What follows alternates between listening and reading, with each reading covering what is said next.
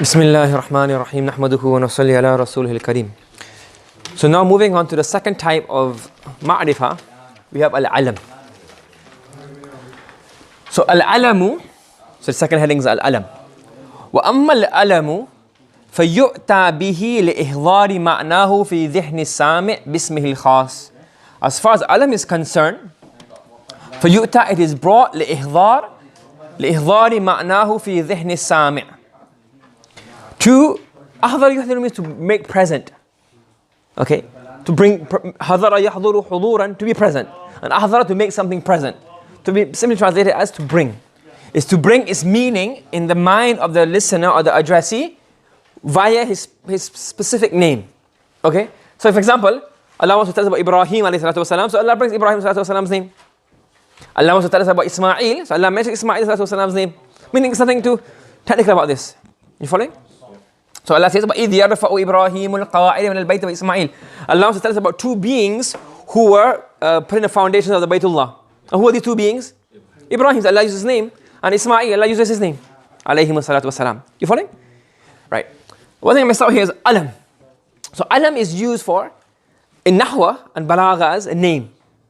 But alam originally means what? Mountain, al-jabal. So what happens to a jabal?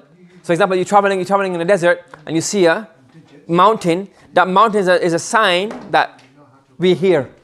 Because you can't tell if you've got particles of dust. That's not going to help you navigate, is it? You got small trees that might help you navigate with it. Big trees, big mountains, big landmarks help you navigate. So alam is a sign of a location. So alam has then changed to mean a sign of a person. That the word Hashim refers to this. You getting? Abu Bakr refers to this. Umar refers to this. Okay? Okay. Moving on. So the original meaning is when you know the person's name, you want to talk about him, you bring his name. Common sense. وَقَدْ يُقْصَدُ بِهِ مَعَ ذَلِكَ. Along with bringing that particular person into the mind of the mukhatab, you can also يُقْصَدُ أَغْرَاضٌ أُخْرَى. Other objectives can also be intended. What does that mean? That, let's say for example, Allah subhanahu wa ta'ala wants to talk about Abu Lahab. So Allah can mention Abu Lahab. He can use the zamir. Like for example, throughout the Quran, Allah has not mentioned Abu Jahl, Umayyah, Ubay. None of their names. Okay? So, he doesn't mention their names. He just mentioned وَالَّذِي قَالَ, the one who said this, the one who said that. أَرَأَيْتَ, have you seen such a person? But Allah mentioned Abu Lahab's name. So, okay, Allah mentioned Abu Lahab. Allah talked to Abu Lahab, he mentioned Abu Lahab. But along with the purpose of bringing Abu Lahab's identity into our minds, there's another benefit. Because Abu Lahab is kunya. Because he was very, very fair skin and he had very red cheeks. So he called the father of Lahab, meaning like a burning flame. Now, by mentioning that, it kind of also implies, yeah, he is Lahab. He is attributed to Lahab, meaning the fire of Jahannam. Do you understand?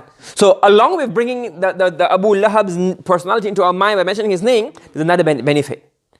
So along with the original meaning, you can also have secondary, it gives additional benefits. So, wordplay.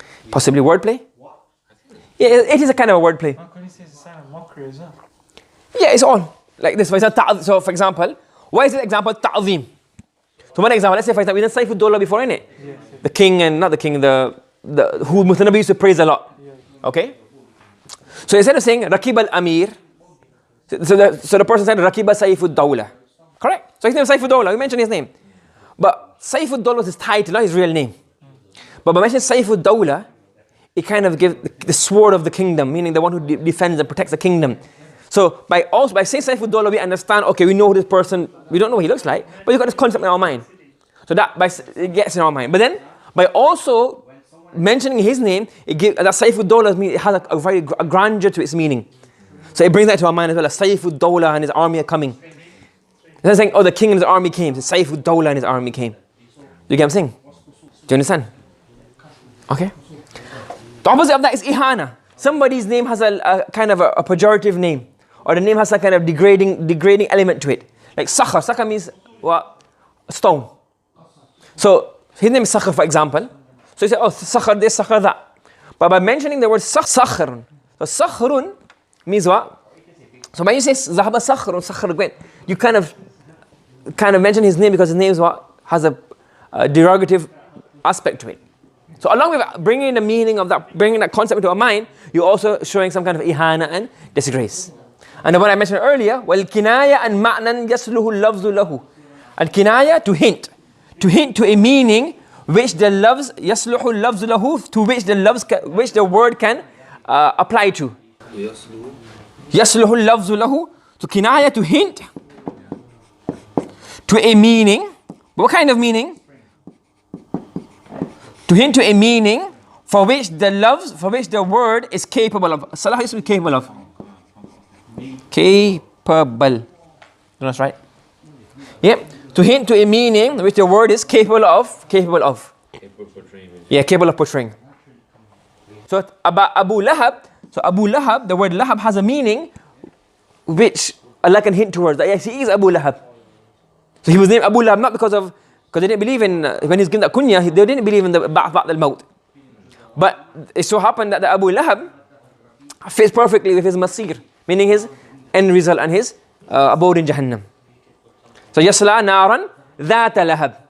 Do you understand? He will enter a fire which is Dhata Lahab, which has flames inside of it. So that his name matches with his consequence. So Allah has mentioned his name particularly. That's why Allah never mentioned other people's names. Only mentioned his name because Allah mentioned his name. The original faida is acquired by bringing his name, his picture into our mind.